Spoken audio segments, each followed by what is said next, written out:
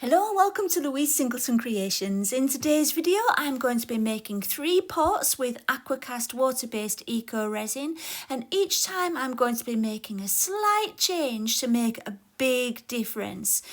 I'm actually after that really delicate stripy effect, and it took me 3 times to get it just how I wanted. But if you would like to see the different changes I made to make massive differences, stay tuned and enjoy the video.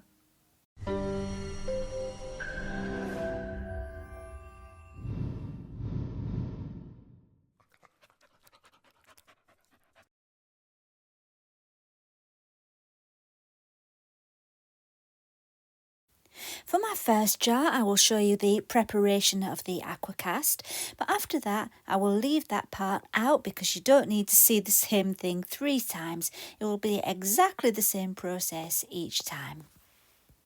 Aqua Cast water-based eco resin is measured by weight, and I like to measure the water first and then the powder. When everything's measured out, I like to give it a really good mix, but I also like to pour it through a sieve into another silicone pot just to make sure there's no lumps in there. And when I know that I'm going to be doing that with the sieve, I have a bucket of water next to me, and as soon as I've finished using the sieve, I put it into the water so that the Aqua Cast doesn't cure on my sieve. I really wanted a contrast between all my different colours, so the colours I'm going for this one are Vivid Orange, Vivid Pink and Duck Egg from Homeware Design Co on Etsy. I wanted to add the same amount of each pigment, but with some of the bottles they come out faster and in larger drops than other bottles. So I actually did 2 drops of the duck egg and 1 drop each of the pink and orange, just to try and make sure I had the same amount of each. So I wanted to do the same thing, just changing one slight thing, which you'll see soon, for each pot that I'm doing today. And so I was kind of quite methodical, I suppose, about the way I was stirring it so I could do it the same on each one. And so I'm kind of twisting my stirring spatula in each colour, and then I just give it a little bit of a mix to blend all 3 of the colours together. So yeah, I do each one separately, then give it a little stir to blend them a little bit, if that makes sense. Right, this is the part where it's going to differ for each pot. It's the way I'm pouring it into the mould. So for this one, I'm going round and round in large circles. It's almost going directly down the sides of the mould rather than making a puddle on the top. So yeah, that was the method I decided to start with.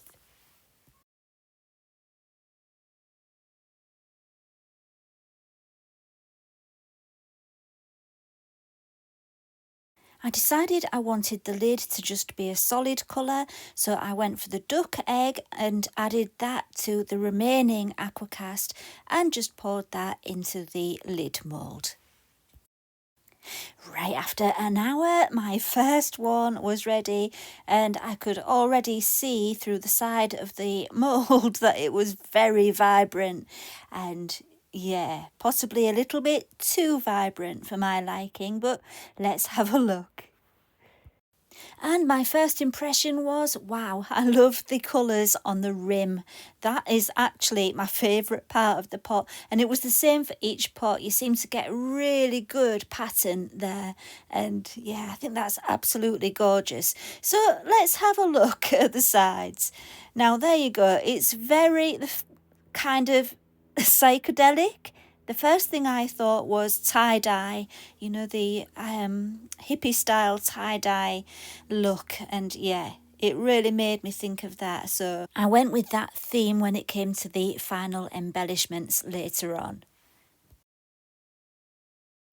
Right, for this one, my plan was to pour it in very small circles in the centre of the mould. But because I was doing that, I decided to add a touch more water so it was more fluid and it was able to move easier because it would have further to go. So that was my thoughts on that. That's why I just added that little bit of water there. You only need to add a tiny bit of water to thin it out. It really does go a long way. Right, this time I'm adding the same colours again and trying to keep the amount the same, but there might have been slightly less, I think. But yeah, just about the same. It's hard to measure it, isn't it, with when you're doing drops, because sometimes a big bubble comes out and yeah, you can never be too precise, but I kept it as much the same as last time as I could. And then I was mindful of the way I stirred it last time and tried to do it just the same this time. Then once again I poured it in, and as I already said, I wanted to do it in small circles in the middle. And there we go. I love watching the Aqua Cast pouring out and to see the patterns it made. I was quite excited about this one and I thought it would be really, really good.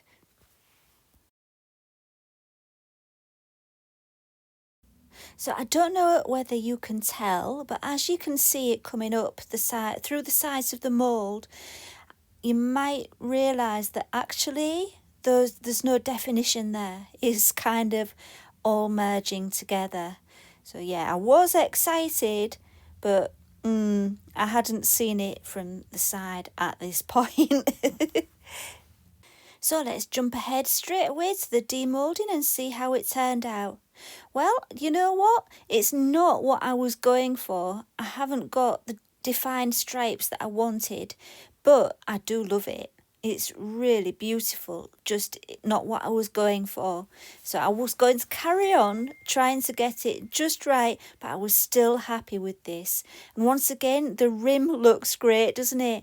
But yeah, very nice. It looks like an ocean, doesn't it? I think it looks like a stormy sea, and I like that. But it's not what I wanted. Let's see them both together. So look at the difference between them both.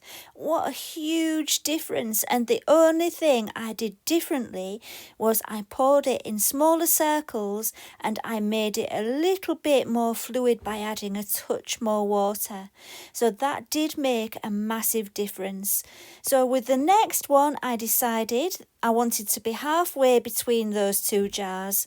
I wanted to make sure I didn't add extra water this time. And I decided to pour my circles halfway in size between the first one and the second one, and to see if I can get kind of halfway between the two results. And I did make one other change for this one. I got rid of the vivid orange for this because it was kind of redundant. I couldn't really see it making much of an impact on the first two jars, so I thought let's get rid of the orange and add a purple instead. So it's the amethyst one I've got there, the duck egg and the vivid pink. So let's get pouring. This time you can probably tell it's thicker than before, and I was hoping it would move nicely, and it actually did in the end. Once the weight of more Aqua Cast started landing on it, it all started moving better. But that's what I was scared of when I added more water for the second one. I thought, oh, it might not move very well.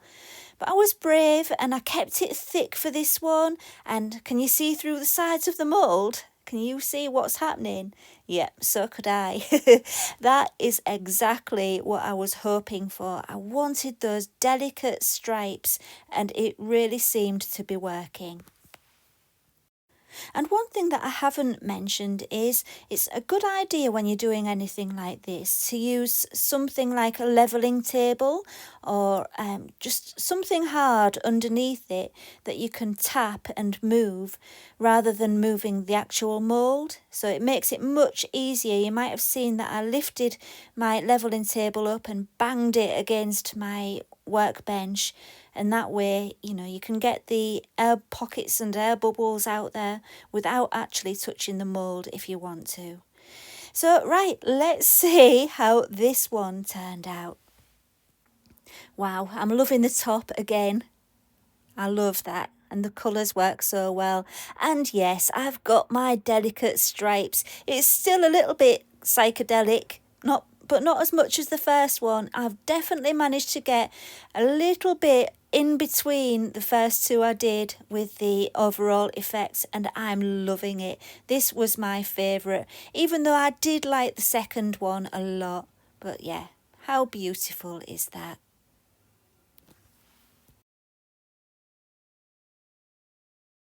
So the next day, after all three pots had had chance to dry out a little bit more, I sealed them with Hydroflow Sealer from Elichem Resins, which is where the Aqua Cast is from as well. Before sealing them, I did sand the lids just a little bit to get rid of the ridges on the top. My plan was to cover them with resin, so I wasn't worried about the centre of them being smooth. But yeah, I did want to get to smooth down the ridges around the edge. Right then, time to give them all a little bit of a finishing touch. That first one was very psychedelic, like I said, and I kind of wanted to go with that. You've kind of got to, haven't you? When something happens like that, go with it, roll with it, and just make a feature out of it. So I went for the flower power theme. I printed out some images on my DTF printer, and I thought I would give that a go because I hadn't tried DTF on Aqua Cast before. I realised that most people won't have a DTF printer, but still I wanted to try it just because. So here I am just ironing it on to the lid and then onto the jar as well. And once it had cooled down, it could be peeled off. And at this stage, I wished I had left it afterwards, but I didn't. I got carried away and covered it in resin, but you'll see that soon. So for the pinky coloured lip, I decided on a PET tape image from the washi tape shop. I thought that might suit it quite well. In the end, I wasn't sure if I actually liked it, but never mind. I just wanted to kind of disguise the lids a little bit, because with that mould, when you pour the Aqua Cast in, the open part of your mould is actually the top of your lid, and so it's not smooth. And that is the only downfall with this mould. I love it to bits. I'm using it all the time. But I just wish the lid was the other way up so that it was shiny instead of the pouring side, if you get what I mean. And for the other one, which was the second pot that I made, I went for some seashell veneer from Laura's Art Corner on the top of the lid. Now this one is the second pot I made, the one that was a bit wishy-washy, which at the time was probably my second favourite, but after doing this lid it became my number one favourite. If you're a regular viewer to my channel, you will know that I absolutely love seashell, and especially abalone. I just think it's stunning. I will put links to everything I've used today in the video description. When I'd finished decorating all three of the lids, I added some epoxy resin to the top of each one. I was very careful. I just added it to the middle and then teased it to the edges so that it didn't overflow. And this was the moment when I made an impulsive and unfortunate decision. I had some resin left, and so I decided to get my cup turner out and cover the groovy one with resin, and it didn't really go to plan, unfortunately. It was okay, but you'll see it in a moment anyway. Things went wrong. Let's just put it that way. I'm not going to dwell on it. I just wish I hadn't done it, that's all. Thanks to the magic of video editing, I can now show you it finished. And yeah, from the camera angle and the lighting I chose, you can't actually see all the bits where it went wrong, but it really did. It was quite lumpy and patchy and not good at all. And I think it's because I didn't give it long enough for the Aqua Cast to completely dry out before adding the resin. But never mind, eh? And next is my original favourite, which ended up being my second favourite because I wasn't keen on what I did with the lid, but not to worry, eh? The main thing is with this one that I achieved the kind of stripes that I wanted, and it made all the effort of making the other two worth it, because I discovered that if you get the good right thickness of your eco resin, and if you pour in the right sized circles, you will get this effect. And I learned that if you do really small circles, it's not so pronounced, but if you do really big circles, it will be big, thick stripes. So I learned a lot from the process making today's video.